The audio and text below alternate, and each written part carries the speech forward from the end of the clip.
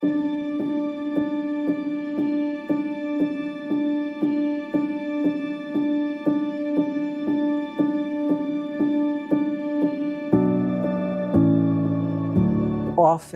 an environment like a church culture, one thinks that to have a question is to put everything at risk. We tend to think too often, I think, of testimony as a package deal. To raise a question in one area is to throw into question everything in the other. I think it may be useful in this regard to think of the compass, the kind of instrument that you use to draw circles, that one can have an absolutely fixed point, whereas the other arm swings free. I used to think that questions are bad. I've learned, as I've grown closer to my Savior, the questions are welcome. And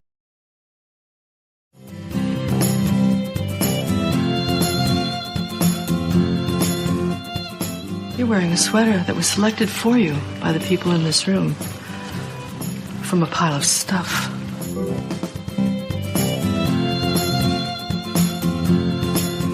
Give me a full ballerina skirt and a hint of saloon, and I'm on board. Mm.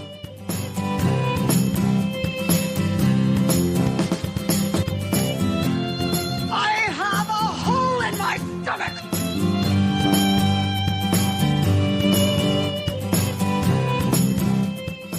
I can't go back.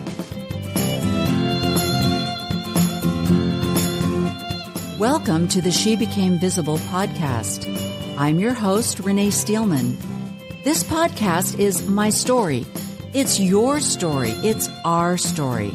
It's all the stories of all the women who one day knew that it was time to remember who they were, who they are, and stand up and be seen.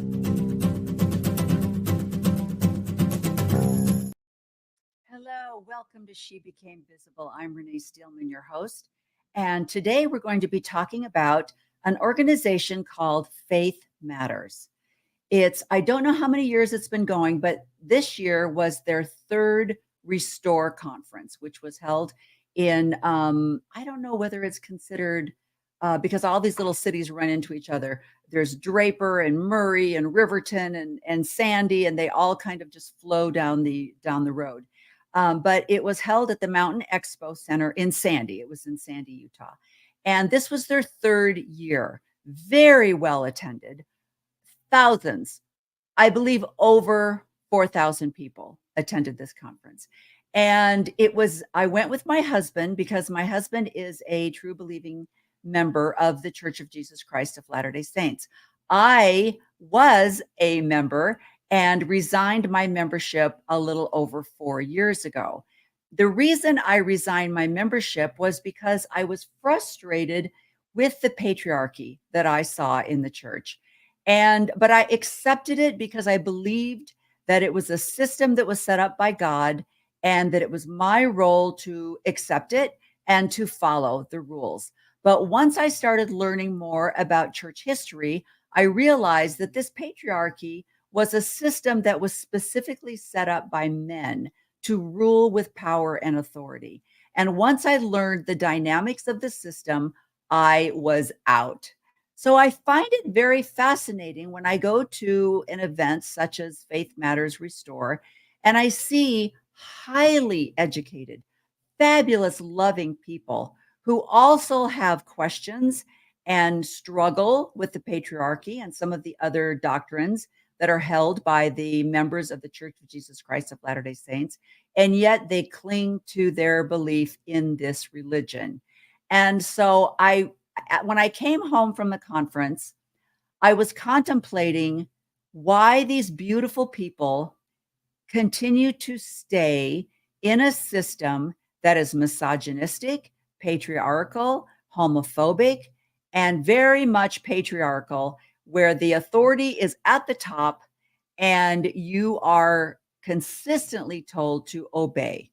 Blind obedience, just obey. And I was thinking about it because I know that I have a personality that's very right and wrong, very binary, very black and white. A lot of it is my upbringing. It's my personality. It's the culture that I grew up in with my mother and her siblings in the Midwest. But a lot of it is also growing up in this church that taught very binary teachings. I was baptized when I was 12 years old in the 60s, and David O. McKay was the prophet at the time. And so I have gone through other prophets who are very, very black and white binary.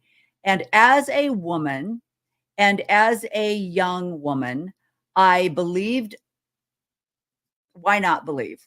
It was a fun place to be as a youth. And so I followed the rules. But as I aged and as I began to experience life, I started to question the authority that would come from these men in different parts of the country that we lived in, and how their authority and their power structure was set up differently.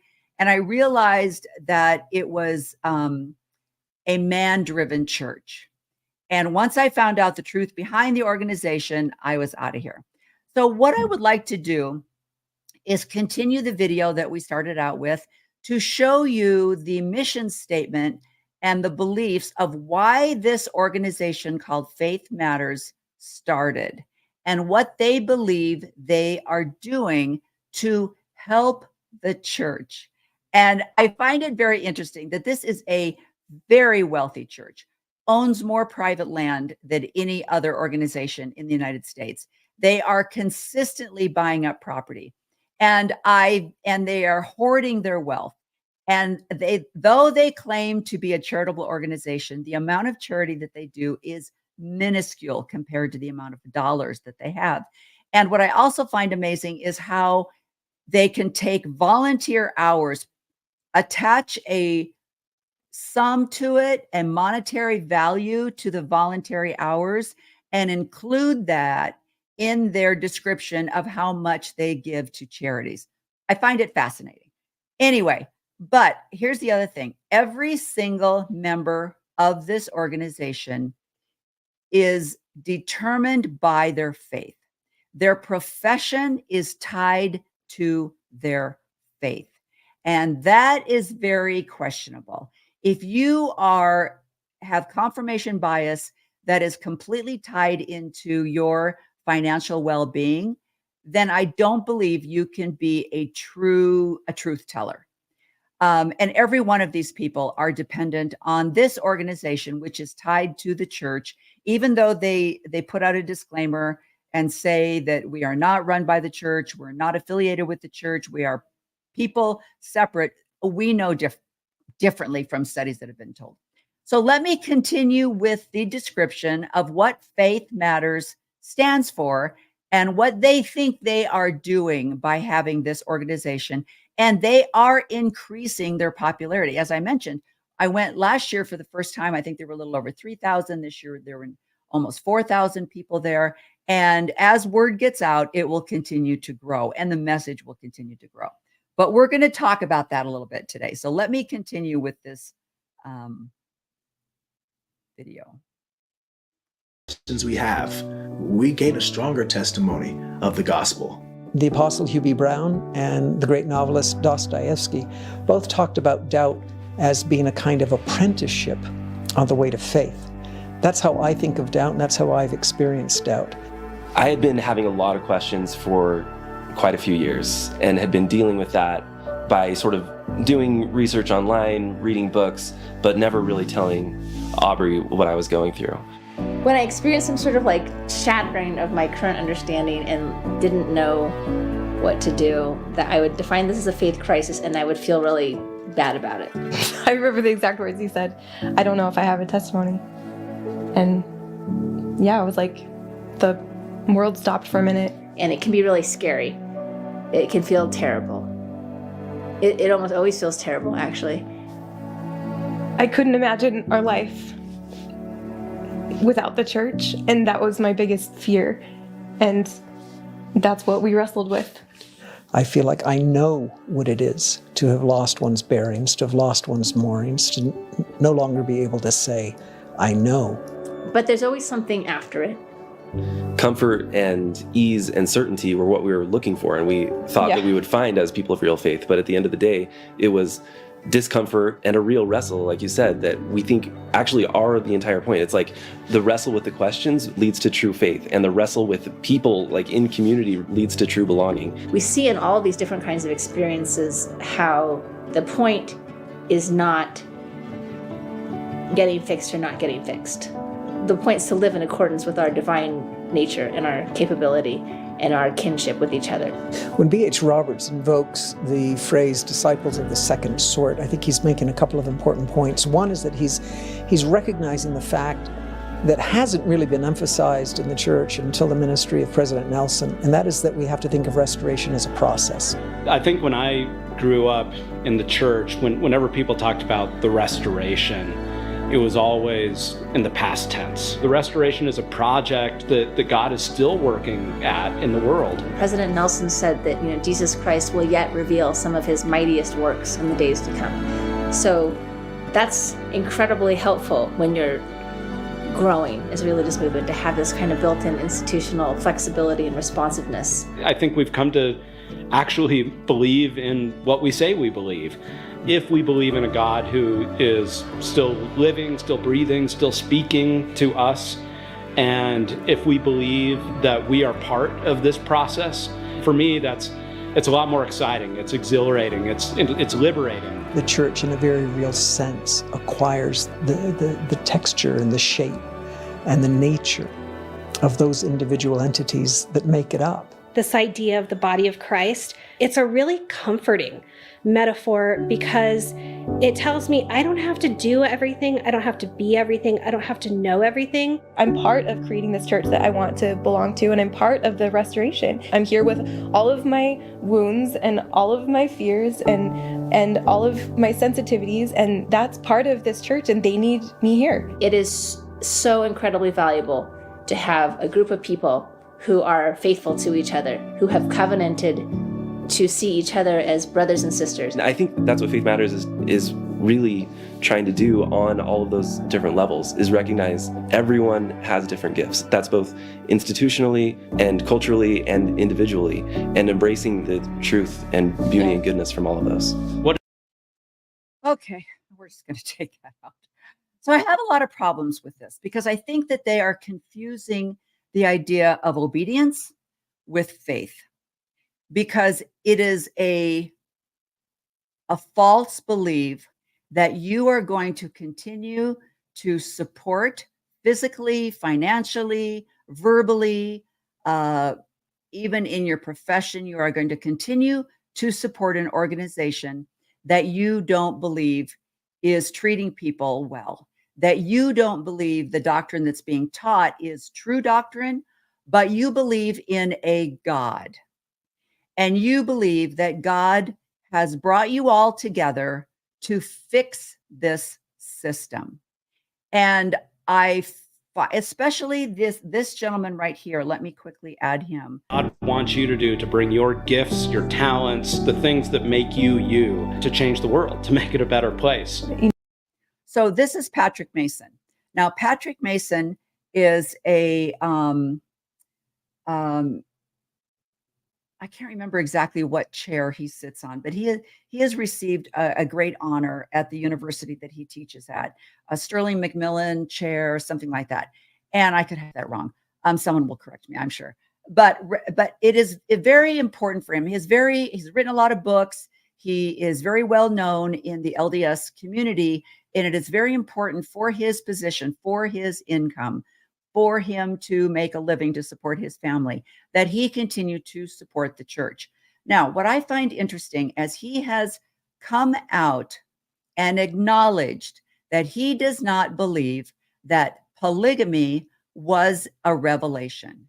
He does not believe that Joseph Smith received a revelation from God to institute the practice of polygamy.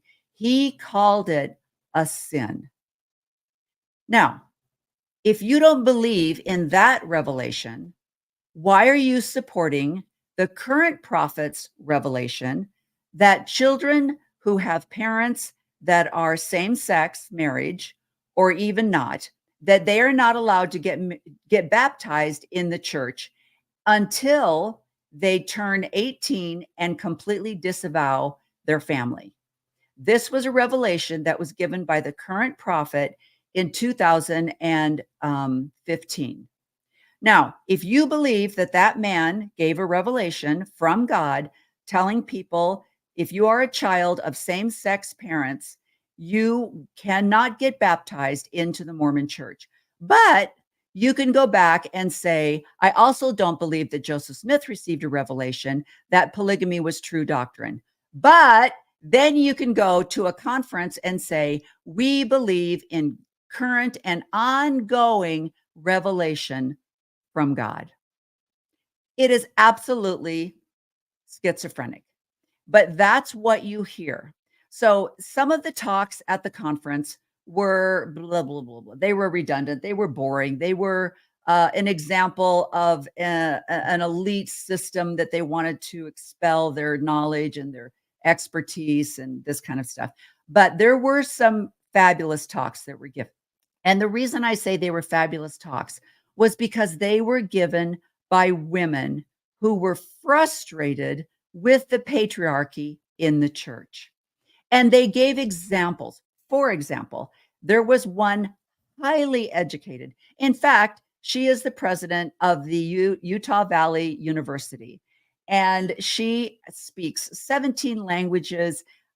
She's fabulous, just, Harvard graduate, MIT graduate, a very, very intelligent woman. And she talked about how when she was in New York, she was called into the office of her bishop. And the bishop said to her, because she was working on Wall Street at the time, and the bishop said to her, now the bishop is the person with the authority over a certain congregation. And the church believes that these men are called of God. People prayed, their names came to them, and it was a universal thought that this particular man should be given the authority over this congregation. So this bishop said to her, do you have a nanny? And she said, yes, I do. She has, I believe, 3 children, maybe 4. And he said, then you are not raising your children, and you are not being a good mother. And it frustrated her. She was so angry and so upset, but she prayed about it, and she decided, I don't have to listen to this guy. How nice is that? Because she was enabled with her own personal revelation from this higher being, this God. And that is how all of these people that are involved in this are settling with their ability to stay in this system. They take what they like and they throw out what they don't like, and they claim that what they don't like will eventually be changed because of their work, because of what they're doing to try to get people to understand that you don't have to leave the faith, because we're going to change it. We're going to change this doctrine that is being upheld by these 15 white men in Salt Lake City, because we believe that they are prophets and they do receive revelation, but we just don't believe in all of the revelations that they give. And so it's the dissonance is just completely mind-boggling. I cannot get over it. So anyway, that is basically where this podcast is coming from, is this frustration where I see these good, kind people, my husband being one of them, who they see what they say is the good in the church. They love the community. The Mormon church is highly organized, and they have such a tie and such a bind on their people that even though they have been sued by the SEC, that they are continually buying up land and property, and that they are hiding their assets with the cloak of building more temples so that people can go and take out more covenants. They are using their wealth to acquire real estate. And people see that. They don't understand it, but because of their belief that this is a inspired God set up system, they will continue to attend. And I just find that absolutely fascinating. So what I want to show you, and one more thing, this Faith Matters video that is out there, the very first thing they do is to quote B.H. Roberts.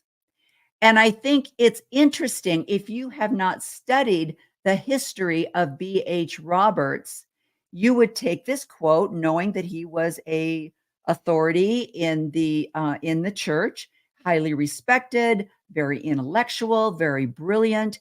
You would take this quote and you would go, oh, well, look, there's a quote from B.H. Roberts. Let me try and share my screen and show you a little about a young woman who did her thesis on B.H. Roberts. And she talks about what B.H. Roberts was trying to tell the other general authorities and how they silenced him. This is fascinating. So let me try and share my screen and show this to you.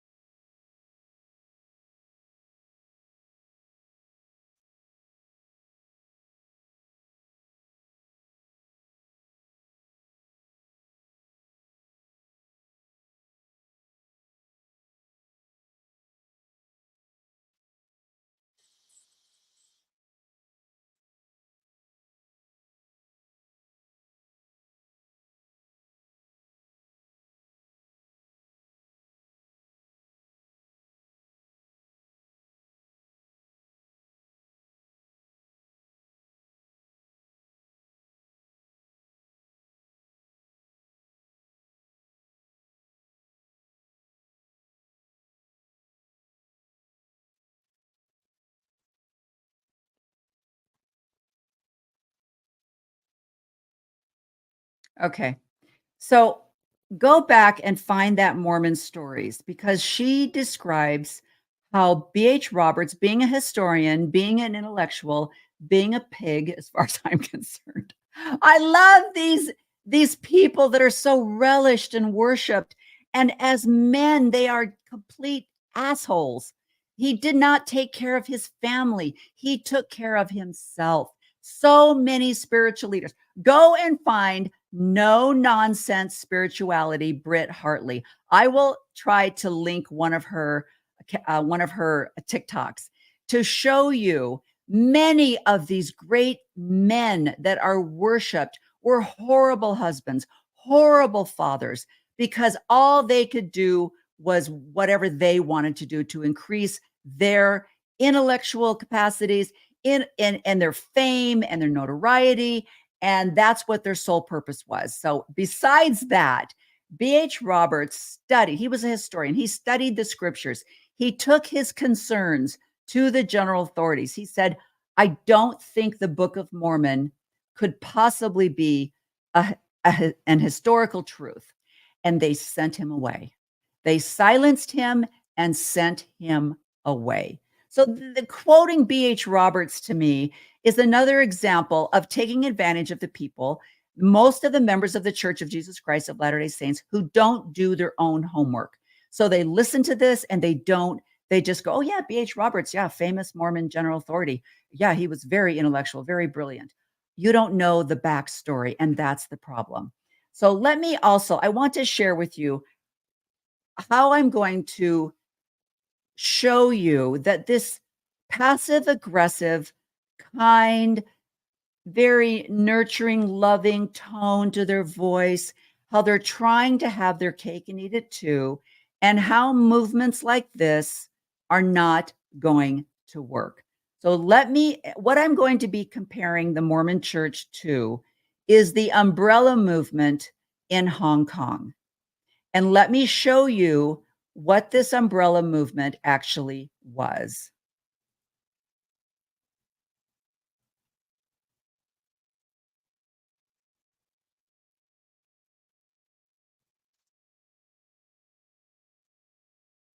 Go back a little bit.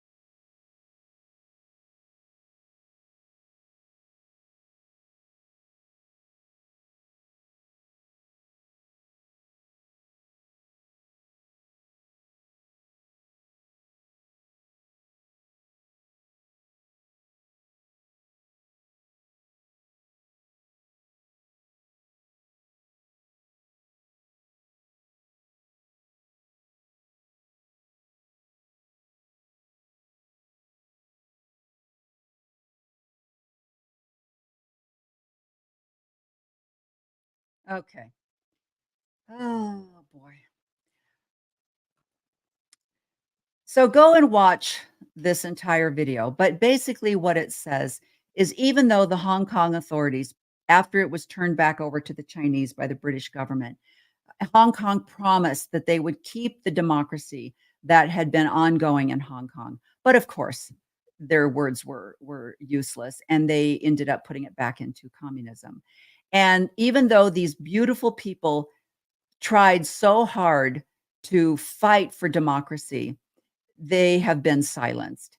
And what I'm saying is there is an autocracy, there is a power, and there is an authority at the head of the Mormon church. And they are never going to let go of this power and authority. And all of you kind people at Faith Matters, you can talk passively. You can put your arm around your wife and say, you know, we believe in our faith. We're going to stay here because this new prophet has come up with the idea that revelation is ongoing, continuous, and that new things will happen and new laws will be put into place because it is oh my gosh, a new revelation. That is President Nelson's legacy, is that even though for over 200 years, the church was told that the church had been restored, that we have the fullness of the gospel on the earth. Nelson had things he wanted to do, so he changed the narrative and started telling people, no, it is not restored. It is continual restoration. So I want to end this podcast with a video that I made expressing my frustration with the kind-hearted, loving nature of Faith Matters and the other apologists who excuse the behavior of these 15 men, who excuse the misogyny, excuse the patriarchy, with their faith and their hope that things will change because of their work. Not that it is a top-down, that it is an inside movement. And through this inside movement, they will get things to change. Now, Russell Nelson has just celebrated his 100th birthday. And after he dies, the next guy in charge is the most homophobic, misogynist man on the earth. So it will be a very interesting journey. Thank you for watching She Became Visible today. I hope it will encourage you to please turn on your critical thinking. Please start looking at other examples of authoritarian systems that are set up, how the efforts to break them up with inside kindness does not work. And until you stand up and say, no, we are not going to support you financially or physically, there will never be a change. So thank you for joining me today, and I hope you enjoy this video. Whispers of Dissent, Hong Kong and the Faithful, a tale of two worlds, both yearning for change. Hong Kong, 2014, umbrellas become shields, a sea of colors against the gray of authority, a symbol of peaceful protest against an unyielding power, a silent cry for democracy and freedom.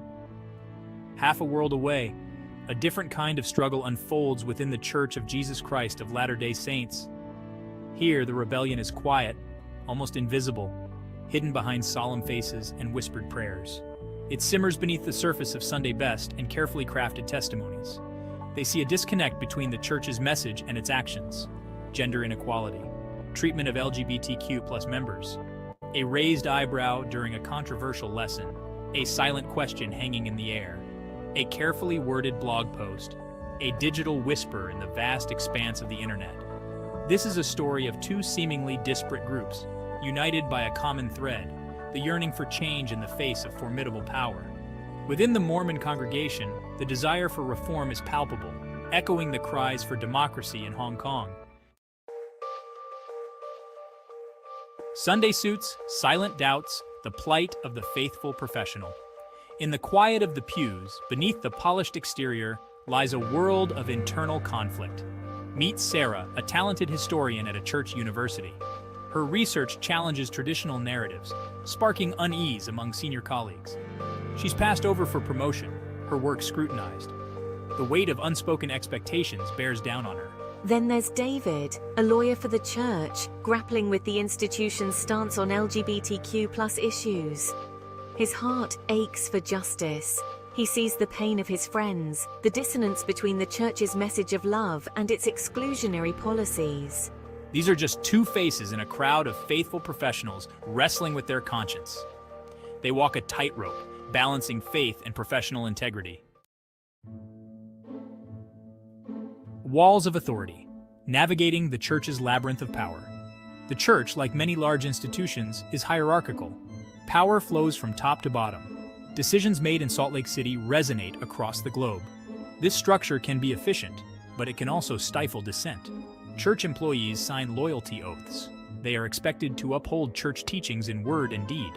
This creates a climate of self-censorship, where questioning official narratives can be perceived as disloyalty.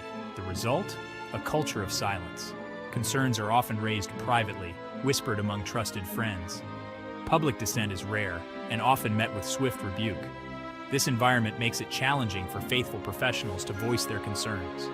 They are torn between their desire for change and their fear of reprisal. Umbrellas and utensils, shared struggles, subtle defiance. The parallels between these LDS professionals and the umbrella movement activists are striking. Both groups operate within systems that limit dissent. Both employ subtle acts of resistance to challenge the status quo. The yellow umbrellas in Hong Kong became a powerful symbol of peaceful resistance. Similarly, LDS professionals find creative ways to express their dissent. They write articles and blog posts, carefully navigating the boundaries of acceptable discourse. They donate to organizations promoting LGBTQ+ inclusion. They engage in difficult conversations with family and friends, planting seeds of doubt. These acts may seem small, but they are significant. They chip away at the monolith of conformity. They demonstrate that dissent is possible, even within seemingly impenetrable systems. Section 5, the price of dissent, career, community, and faith at stake. The decision to speak out, even subtly, is not taken lightly. LDS professionals know the risks. They've seen colleagues ostracized, even excommunicated for questioning church teachings. The stakes are high. Their careers are often intertwined with the church. Their social circles revolve around their faith. Speaking out could mean losing their job, their friends, their community. Some choose to stay silent, prioritizing their livelihood and their social standing. Others, driven by a deep sense of conscience, risk it all to push for change.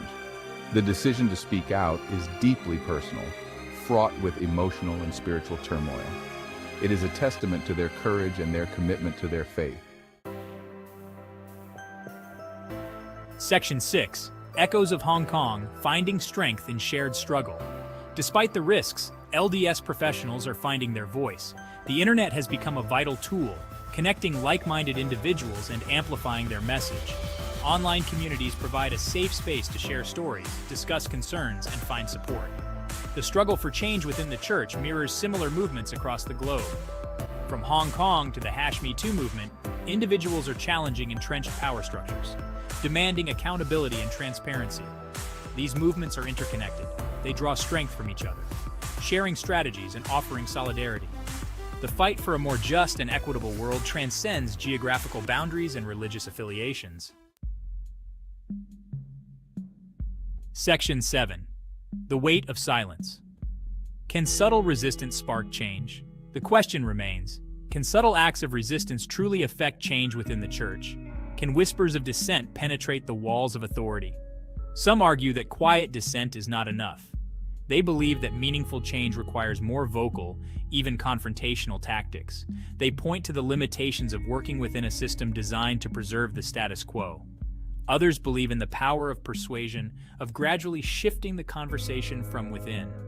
They argue that building bridges and fostering understanding is more effective than burning them down. There is no easy answer. The path to change is complex and multifaceted. It requires a combination of internal pressure and external advocacy. Section 8, Beyond the Walls, the growing chorus for reform. While LDS professionals work for change from within, a growing chorus of voices is emerging outside the church's walls. Former members, LGBTQ+ advocates, and human rights groups are raising awareness about the church's policies and their impact on individuals and families. These external voices play a crucial role in holding the church accountable. They shine a light on injustices, challenge narratives, and provide support for those who have been marginalized. The pressure from both within and outside the church is creating a moment of reckoning. The church can no longer ignore the calls for greater transparency, inclusivity, and accountability. Section 9. A crossroads of faith. Choosing the path to a more inclusive church. The Church of Jesus Christ of Latter-day Saints stands at a crossroads. It can cling to tradition, resisting change and risking further alienation. Or it can embrace its own history of evolution, adapting to the changing needs of its members and the world around it. The choice is not easy. It requires courageous leadership, a willingness to listen to diverse voices, and a commitment to creating a more just and compassionate faith community. The path forward is uncertain, but one thing is clear: the yearning for a more inclusive and equitable church will not be silenced. The whispers of dissent are growing louder, demanding to be heard. Section 10. A time for courage, embracing vulnerability for a stronger future. The stories of these LDS professionals and the umbrella movement activists remind us that change is rarely easy or swift. It often comes with significant challenges and requires a deep commitment to the cause. It requires courage, resilience, and a willingness to embrace vulnerability. These qualities are essential in navigating the complexities of our modern world and in fostering meaningful connections with others. True faith is not about blind obedience. It is about engaging with our beliefs on a deeper level and understanding the principles that guide us. It is about wrestling with difficult questions, seeking truth, and advocating for justice. This process helps us grow spiritually and intellectually and strengthens our community bonds. It is about creating a faith community where all feel welcome, valued, and loved. Such a community thrives on mutual respect and understanding. The church, like any institution, is a reflection of its members. It evolves and grows based on the collective actions and beliefs of those who are part of it. It is within the power of those who love it to shape its future. By actively participating and contributing, members can influence the direction and impact of the church. By embracing vulnerability, engaging in respectful dialogue, and working together, they can create a church that is truly a beacon of hope and love for all. This collaborative effort ensures that the church remains relevant and supportive to all its members. The church, much like Hong Kong, is an authoritarian organization that will not easily relinquish its power. This struggle for control and influence is deeply rooted in history and tradition, making any form of change a significant challenge. The faithful must navigate this complex landscape with both courage and wisdom. Pause to S. Hope and perseverance will be our guiding lights. The stories of those who have dared to dream of a more inclusive and just church remind us that change is possible. It is through their bravery and unwavering commitment that we find the strength to continue our journey. Pause 2S. Together, we can make a difference.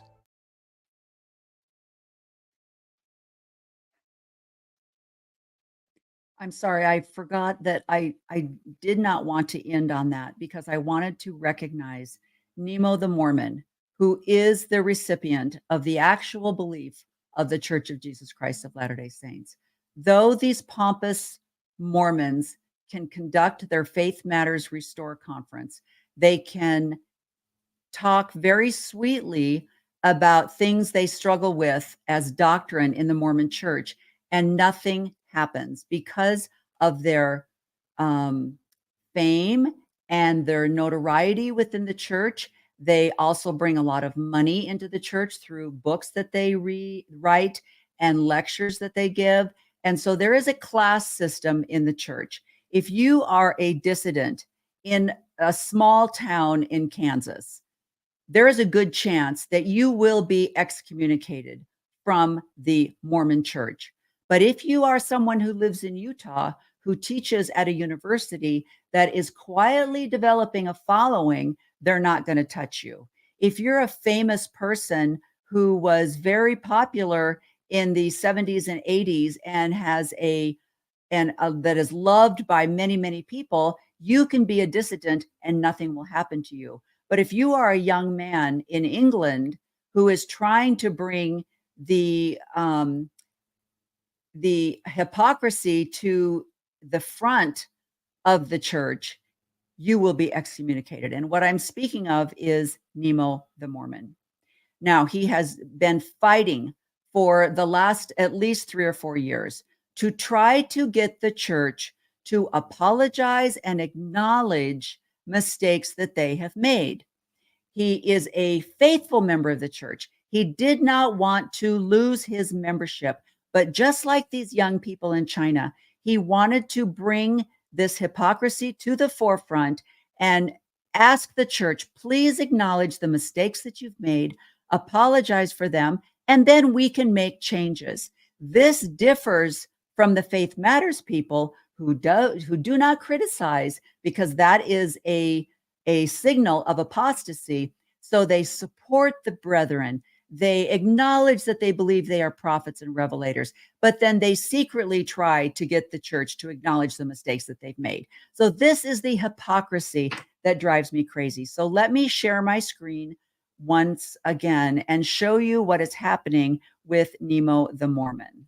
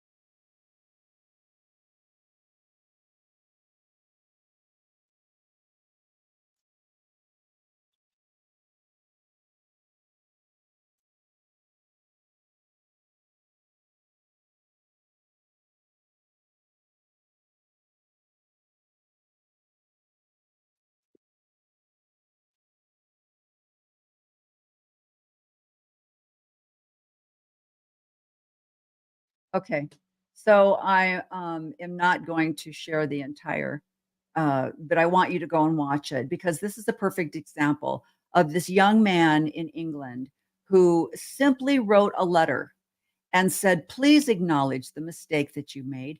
Please talk about the things that have happened in church history and things that are going on now with, for example, the SEC and the amount of land and property that's being accumulated through the church. Please talk about that honestly and openly.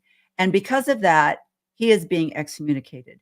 Versus, let me see if I can find him here.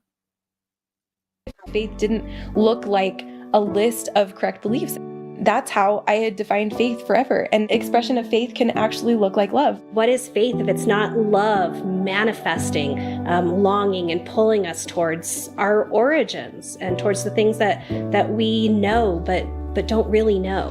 We have to create spaces to talk about things that we're going through and that our children are going through, and make it applicable to our everyday lives. Not that the gospel isn't, but we have to take that gospel and break it down to a personal level. And I love that about Faith Matters. How do we take this tradition that we love and that formed us as Christian disciples, and then how do we take that and apply it to the most urgent needs and questions of our day? To have an expansive vision of the gospel, it means to be open to contextualizing the gospel in new ways. And I think so you contextualize the gospel in new ways.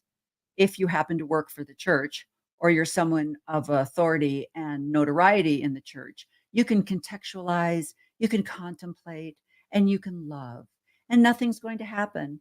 But if you happen to be a young man in England who loves the church, who is contemplating and contextualizing the church, you will be excommunicated. That's the message of hypocrisy that I have for you today. Just like the young people in China have been arrested. They have been demoted to meager jobs that are barely keeping them alive. They have been silenced. Anyone that disagrees with the high up authority or the royalty in Utah, and if you look at the board of directors of the Faith Matters and you look at the royalty, and the people that are speaking are also on the board of directors, and they are also hypocrites. You have the general authorities saying one thing at conference twice a year, and then you have the group of people who are claiming love and acceptance and that we're all going to love one another, and that's where the change is going to come from. And nothing happens to their membership in the church. It's absolutely, I hope it's eye-opening. That is the purpose of this podcast today.